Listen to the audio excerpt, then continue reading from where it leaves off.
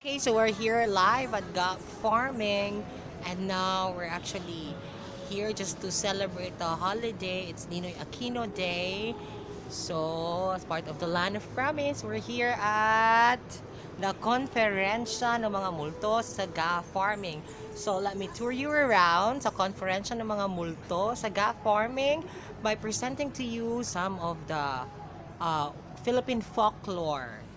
So we have the Diwata or the White Lady.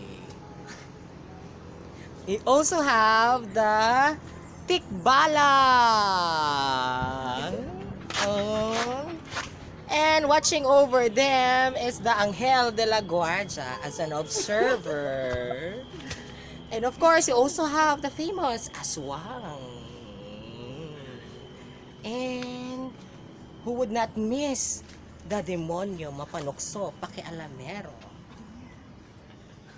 And of course, a foreign guest. We have foreign guest here. His name is Dracula.